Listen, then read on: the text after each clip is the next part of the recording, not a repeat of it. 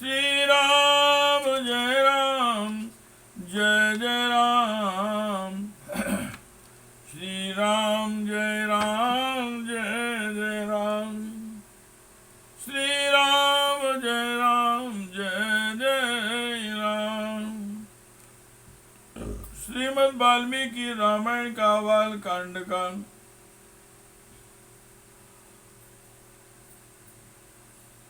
72वां सर्ग। द्विसप्ततिथि महासर्गः। विश्वामित्र द्वारा भरत और शत्रुघ्न के लिए कुशध्वज की कन्याओं का वर्णन।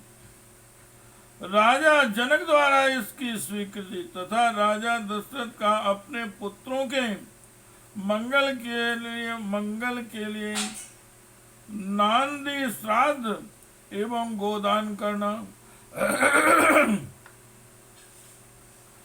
तामुक्तवन्तं वैदेहं विश्वामित्रो महामुनिः उवाच वचनं वीरं वसिष्ठ सहितो नृपम्। विदेरा जनक जब अपनी बात समाप्त कर चुके तो वशिष्ठ सहित महामुनि विश्वामित्र उन वीर नरेश से इस प्रकार बोले। अचिंत्यान्य प्रमेयाणि कुलानि नरपुंगवं इक्ष्वाकूणां देहानां नैषां तुल्यो अस्ति कश्चन। हे नरश्रेष्ठ, इक्ष्वाकु और विदेह दोनों ही राजाओं के वंश अचिंतनीय है। दोनों के भी प्रभाव की कोई सीमा नहीं। इस दोनों समानता करने वाला दूसरा कोई राजवंश नहीं है। इन दोनों की समानता करने वाला दूसरा कोई राजवंश नहीं। सादृशो धर्म संबंधा सादृशो रूप संपदा राम लक्ष्मणयो राजन सीता चोर्मिल्या। राजन, इन दोनों कुलों में जो यह धर्म संबंध स्थापित होने जा रहा है सर्वथा एक दूसरे की योग्य है। रूप वैभव की दृष्टि से भी समान योग्यता का है, क्योंकि उर्मिला सह सीता श्री राम और लक्ष्मण के अनुरूप हैं। वक्तव्यं च नरश्रेष्ठ श्रूयतां वचनं मम भ्राता यवीयान् धर्मज्ञ एष राजकुशध्वजः। अस धर्मात्मनो राजन् रूपेण प्रतीमं भुवि सुताद्वयं नरश्रेष्ठ पत्न्यर्थं वर्यामहे। भरतस्य कुमारस्य शत्रुघ्नस्य चास्तिमतः वर्येते सुते राजन्तयोर्थे महात्मनो। हे नरश्रेष्ठ, इसके बाद मुझे भी कुछ कहना है।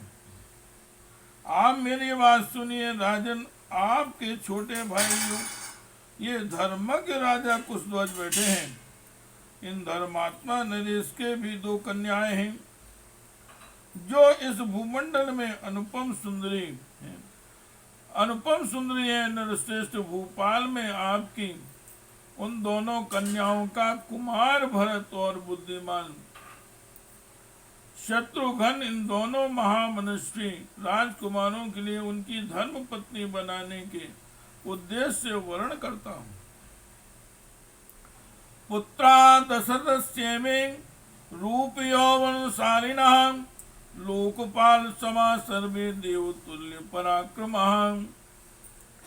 राजा दशरथ के ये सभी पुत्र रूप और यौवन से सुशोभित हैं। लोकपालों के समान तेजस्वी तथा देवताओं के तुल्य पराक्रमी हैं।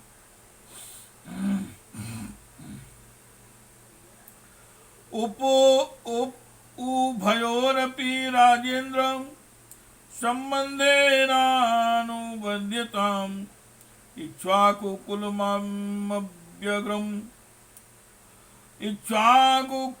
व्यग्रम भवता पुण्यकर्मणः राजेंद्र इन दोनों भाइयों भरत और शत्रुघ्न को भी कन्यादान करके आप इस समस्त इक्ष्वाकु कुल को अपने संबंध से बांध लीजिए। आप पुण्य कर्मा पुरुष हैं, आपके चित्त में व्यग्रता नहीं आनी चाहिए, अर्थात आप यह सोचकर व्यग्र न हो कि ऐसे महान सम्राट के साथ में एक ही समय 4 वैवाहिक संबंधों का निर्वाह कैसे कर सकता हूँ। विश्वामित्र वचा सुता वशिष्ठस्य मते तदा जिनका प्रांजलिर्वाक्यम उवाच मुनि पुंगव। वशिष्ठ जी की सम्मति के अनुसार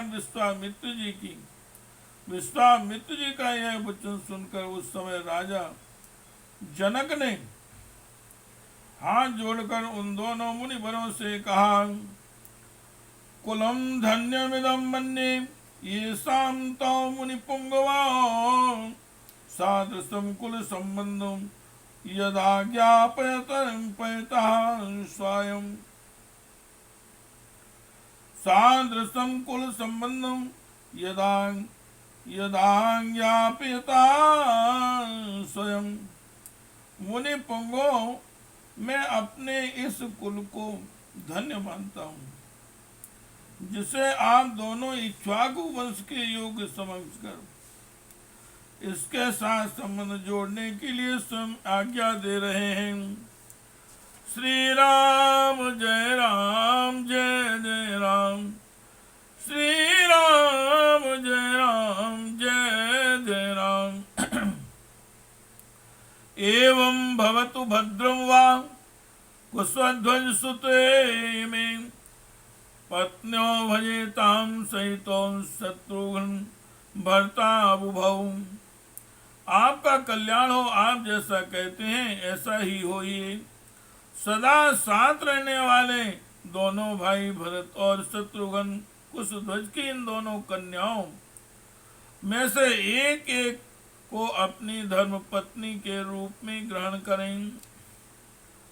एकान राजपुत्रीणाम चतुर्सृणाम महामुने पाणिन गणन्तु चत्वारो राजपुत्रा महाबला। हे महामुने, ये चारों महाबली राजकुमार एक ही दिन हमारी चारों राजकुमारियों का पाणी ग्रहण करें। उत्तरे दिवसे ब्रह्मन् फल्गुनीभ्यां मनीषणः वैवाहिकं प्रशंसन्ति भगो यत्र प्रजापति। हे ब्रह्मन, अगले 2 दिन फाल्गुनी नामक नक्षत्रों से युक्त है। इनमें पहले दिन तो पूर्वा फाल्गुनी है और दूसरे दिन अर्थात परसों उत्तरा फाल्गुनी नामक नक्षत्र होगा, जिसके देवता प्रजापति भक्त तथा आर्यमा है।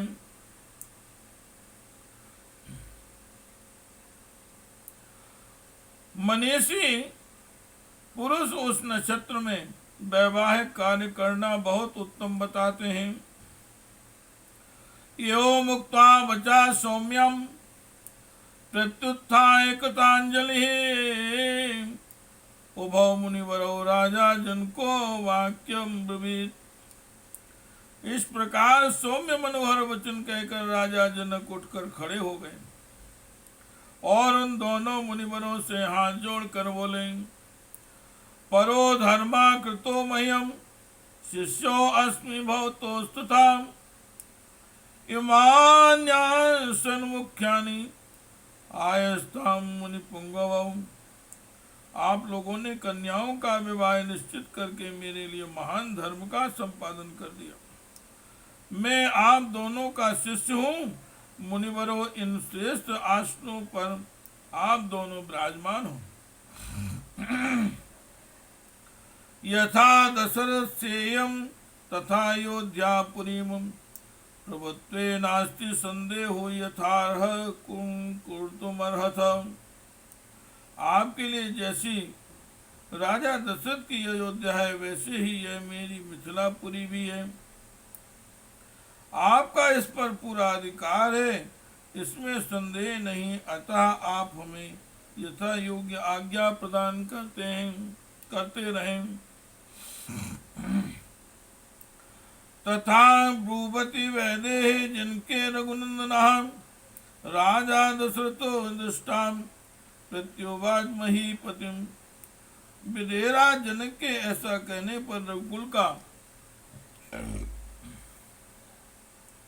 आनंद बढ़ाने वाले राजा दशरथ ने प्रसन्न होकर उन मिथिला नरेश को इस प्रकार उत्तर दिया।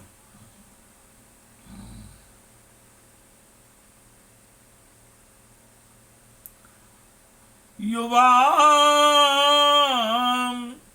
शंख्ये गुणो भ्रातरो मिथिलेश्वरो श्रसियो राज संघास्य भगवन भयाम अभिपूजिता। मिथिलेश्वर, आप दोनों भाइयों को गुण असंख्य हैं।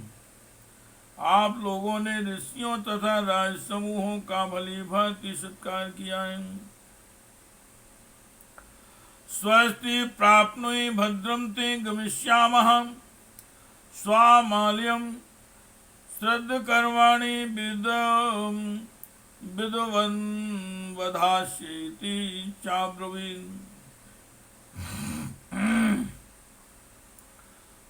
श्राद्ध कर्माणि विद्वन् विधास्येति चाब्रवीन्। आपका कल्याण हो, आप मंगल के भागी हैं। अब हम अपने विश्राम स्थान को जाएंगे। वहां जाकर मैं विधि पूर्वक नंदी मुख श्राद्ध का कार्य संपन्न करूंगा। यह बात भी राजा दशरथ ने कही। तमा पृष्ट्वा नरपतिम राजा दशरथस्तदा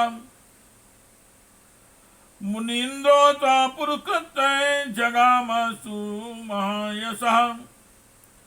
तदनंतर मिथिला नरेश की अनुमति से निर्णय महायशस्वी राजा दशरथ मुनि से विश्वामित्र और वशिष्ठ को आगे करके तुरंत अपने आवास स्थान पर चले गए।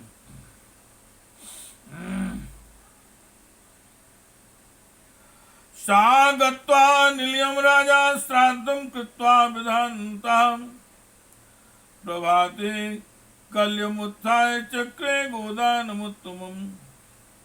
डेरे पर जाकर राजा दशरथ ने अपराह्न काल में विधि पूर्वक अभ्युदयिक श्राद्ध संपन्न किया। डेरे पर जाकर राजा दशरथ ने अपराह्न काल में विधि पूर्वक अभ्युदयिक श्राद्ध संपन्न किया। तत्पश्चात रात बीतने पर प्रातः काल उठकर राजा ने तत्कालोचित उत्तम गोदान कर्म किया। गवाम शतसहस्रं च ब्राह्मणेभ्यो नराधिपः एकैकशो तदौ राजा पुत्रान्निदिश्य धर्मतः। राजा दशरथ ने अपने एक एक पुत्र के मंगल के लिए धर्मानुसरण कर 1-1 लाख गौएं ब्राह्मणों को दान की। सुवर्ण श्रृंगया संपन्ना सावसा कांस्य दोहना गवाम सहस्राणि चत्वारि पुरुषसवाम वित्त मन्य च सुबहो द्विजेभ्यो रघुनंदनः ददौ गोदानमुद्दिश्य पुत्राणां पुत्रवत्सलाः। उन सबके सींग सोने से मढ़े हुए थे। उन सबके 7 बछड़े और कांसे के दुग्ध पात्र थे। इस प्रकार पुत्र वत्सल रघुकुल नंदन पुरुष श्रोमणी राजा दशरथ ने 4 लाख गौओं का दान किया तथा और भी बहुत सा धन पुत्रों के लिए गोदान के उद्देश्य से ब्राह्मणों को दिया।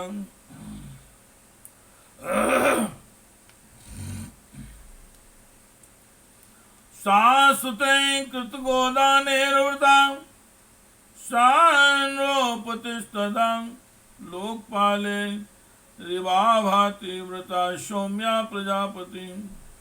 गोदान कर्म संपन्न करके आए हुए पुत्रों से घिरे हुए राजा दशरथ उस समय लोकपालों से घिर कर बैठे हुए शांत स्वभाव प्रजापति ब्रह्मा के समान शोभा पा रहे थे।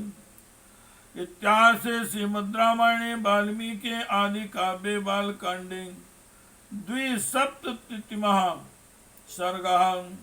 इस प्रकार से वाल्मीकि निर्मित आर्ष रामायण आदि काव्य के बालकांड में 72वां सर्ग पूरा हुआ। श्री राम जय राम श्री राम जय जय राम श्री राम जय जय राम श्री राम जय जय राम।